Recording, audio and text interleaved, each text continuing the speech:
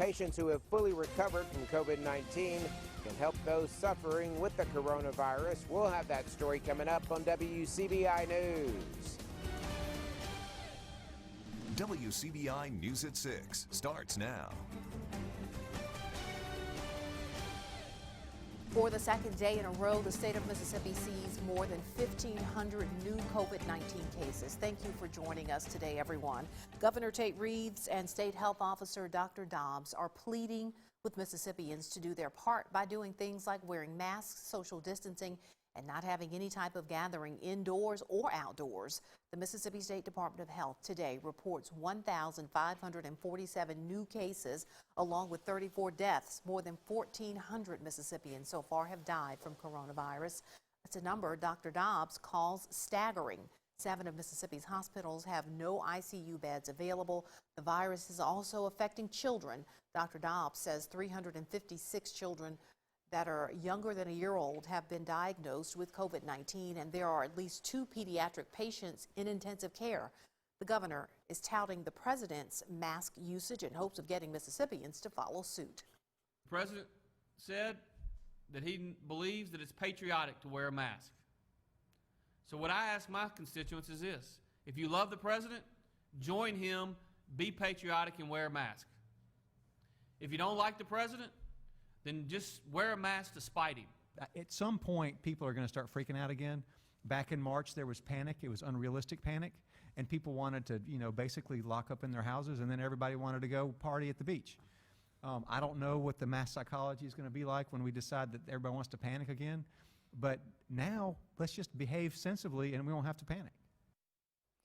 Now, the governor and Dr. Dobbs also talked with hospital administrators to issue surge plans. There are 942 Mississippians right now hospitalized with the virus. Patients who have recovered from COVID-19 could help those still fighting the disease. Allie Martin tells us about a partnership between North Mississippi Medical Center and Vitalant that's helping FDA research. The investigational treatment allows those who have fully recovered from COVID-19 to donate blood plasma, which could be used to treat critically ill coronavirus patients.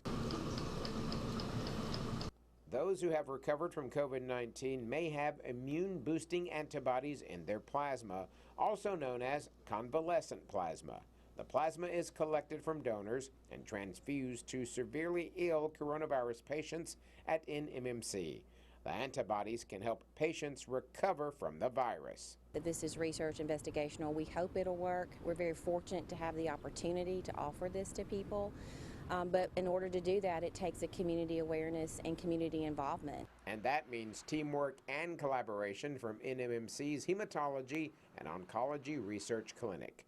Jeff Micheletti is Clinical Research Coordinator and helps make sure all protocols and regulations are being followed and all data with the investigational treatment is collected. We capture the information that the investigators capture in the medical record and enter it into a data management system, and that's how the sponsor goes back and analyzes all of the data for the study. But nothing happens without donors who have recovered from COVID-19.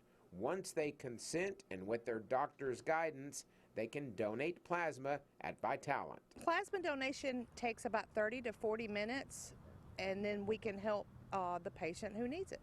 It is a positive mark in the fight against COVID-19 for the patients that are in the hospital. Doctors say early results are promising, but more donors are needed, especially as local COVID-19 cases are on the rise. In Tupelo, Allie Martin, WCBI News.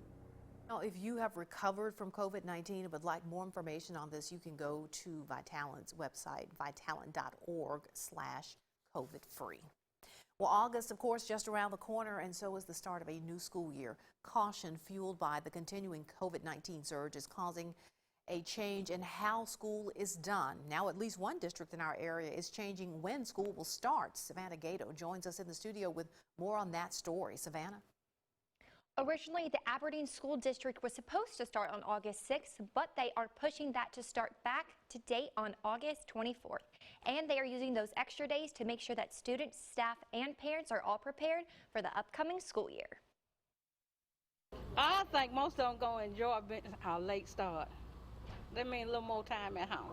Earlier this week, the Aberdeen school leaders made the tough call to push the first day of school back almost 3 weeks. The reason behind us pushing back the start date is to ensure that our administrators, our staff members, and the entire learning community in the Aberdeen School District is prepared. With the COVID cases increasing, we just want to take the extra precaution to ensure safety and health of all of our students. Tamika Shannon, the Aberdeen Chief Academic Officer, says the move underlines the district's top priority. Aberdeen School District is committed to the safety, health, and well-being of all of our students and all of our staff members. You know, as the CDC and as the Mississippi State Department of Health, as they release new guidelines, we are going to follow every guideline humanly possible to ensure the safety and health and well-being of all of our entire learning community. The MDE requires school to have 180 calendar days for students and 187 days for teachers, so school could stretch deeper into spring.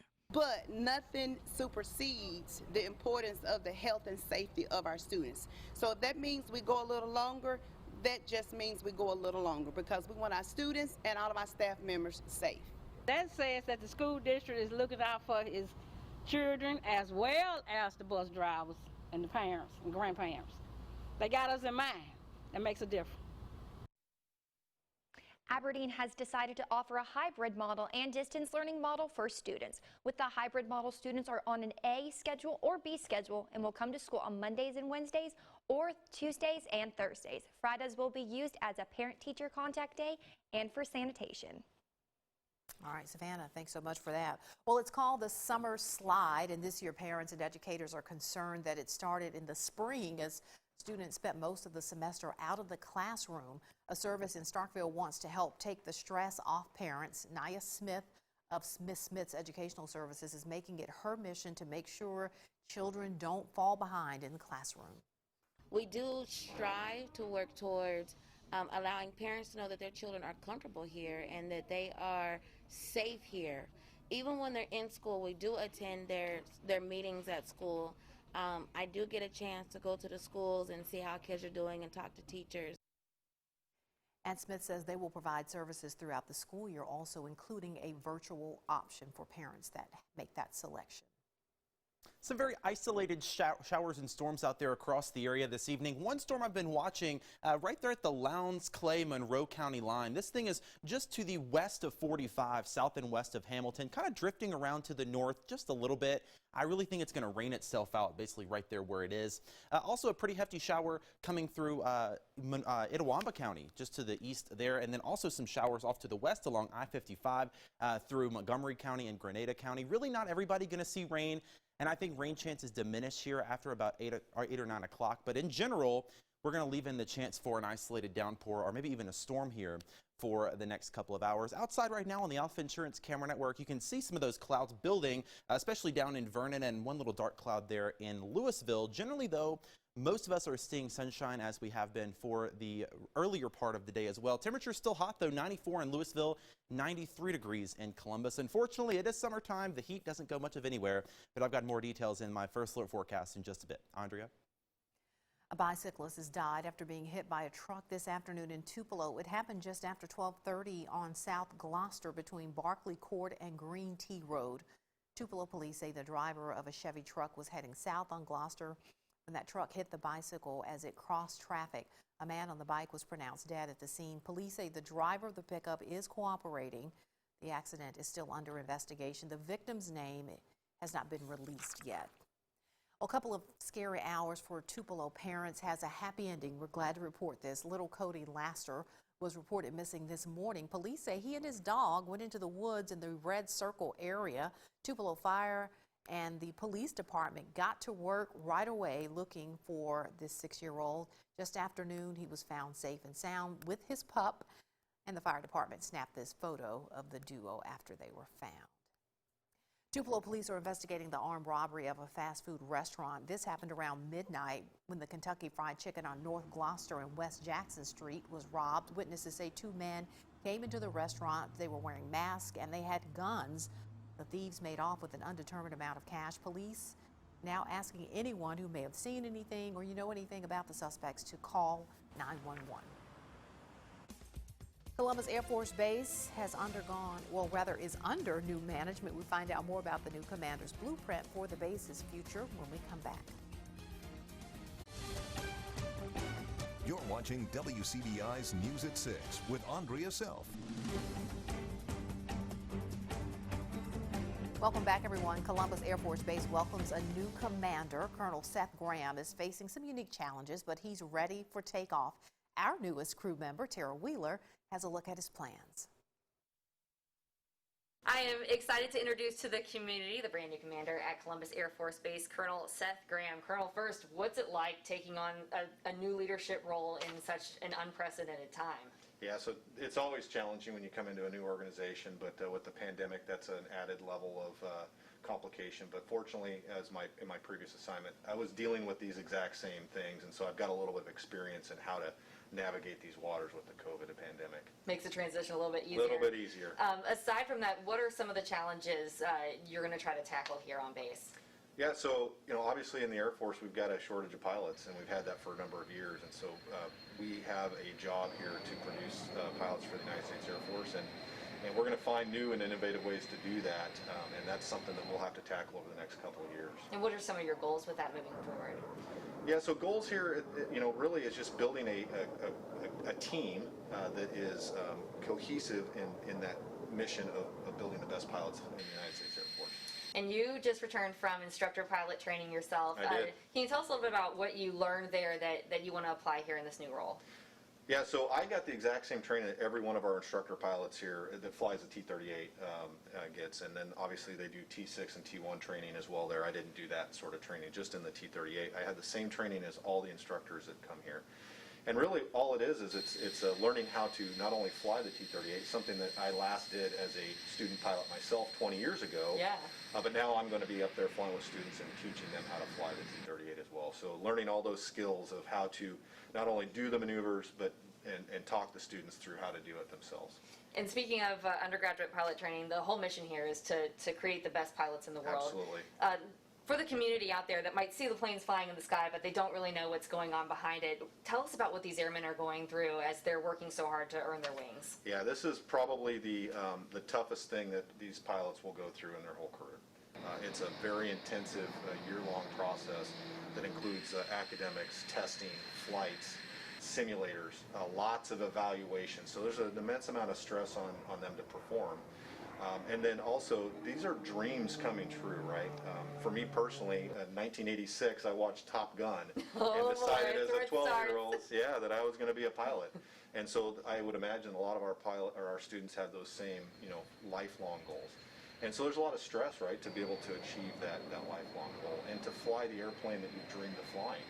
And so it's merit-based here. So the better you perform, the more likely you are to get to fly the thing that you desire. And so there's competition, there's stress that they have to deal with. I can tell you a couple decades after that, my husband watched Top Gun, and now he's here hoping to be one of the best pilots for the Air Force. So we know you're a busy man, you're taking on a lot, so appreciate you taking the time to talk with me and look forward to seeing what you'll do here. Well, thanks for being out here. Appreciate it. All right, so Trevor, do you bring us good tidings of no heat and humidity for the next several days? I wish I could tell you that it's going to snow 8 inches tomorrow and it's going to be 20 degrees. Ain't but happening. Not happening. We're going to stay hot and humid for the next month or two, maybe 3. Take a look outside right now. This is from downtown Columbus, looking off to the north and west. Blue skies up near the Air Force Base, but there are some storms brewing out there. I've got a full check of the radar and your 7-day forecast coming up right after this. Stay with us. Your WCBI First Alert AccuWeather forecast with meteorologist Trevor Burchett. It is another hot and humid July afternoon and evening out there, but some folks have gotten lucky with a quick little downpour to cool you down.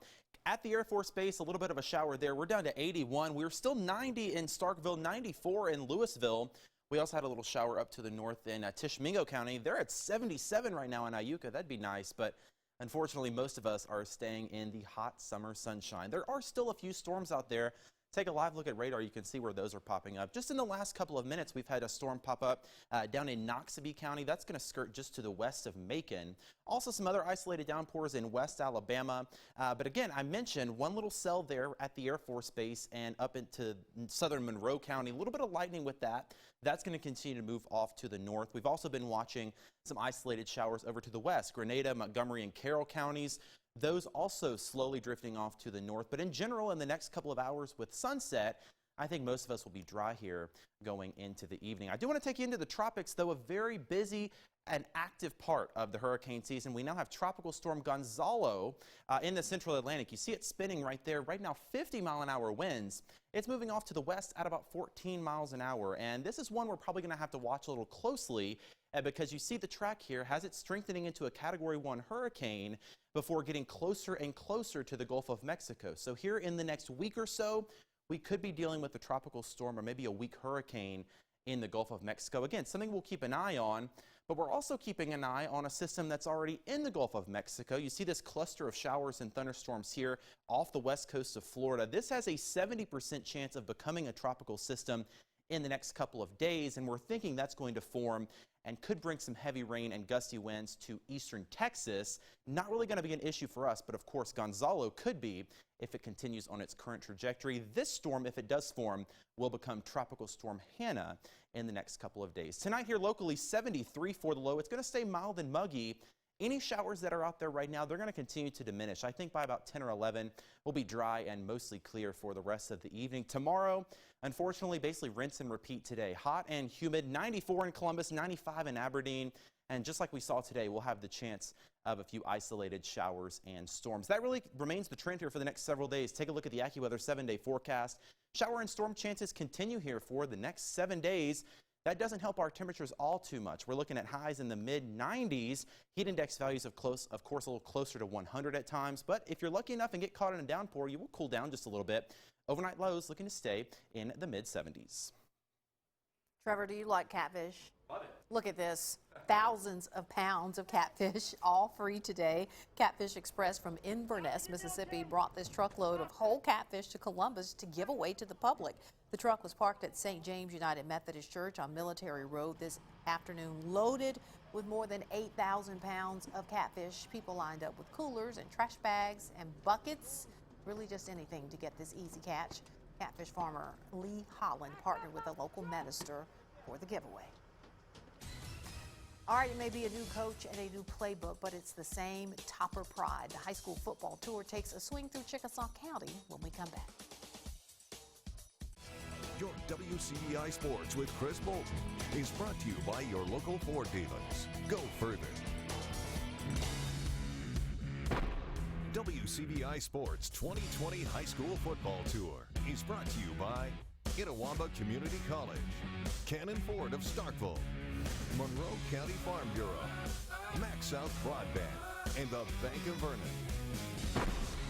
A new era is underway for the Hilltoppers as they enter the 2020 season. With Ty Harden now at Tupelo, now enter Baylor Dampier. Dampier spent the last 3 seasons as offensive coordinator at Itawamba AHS and is ready to bring his style of play to Houston. It's been exciting just going to a new place. I grew up that way a little bit, and I've been a few different places, and just getting to know the kids, which has been tough during this time, but now that we finally got started, that's been as good as anything. They come out here and they work harder than we do, and they know their stuff. He came here and changed the whole program up, doing new things, and we're looking forward to getting better this season, getting past these games. New faces will be on the field making plays this season as well. Despite graduating a big senior class that includes MSU Bulldog Calvin McMillan, the Toppers' expectations haven't changed one bit. We're young in spots, but we got a good senior group that I think will help lift those kids up. They'll rise up to that senior group, and the kids expect to win.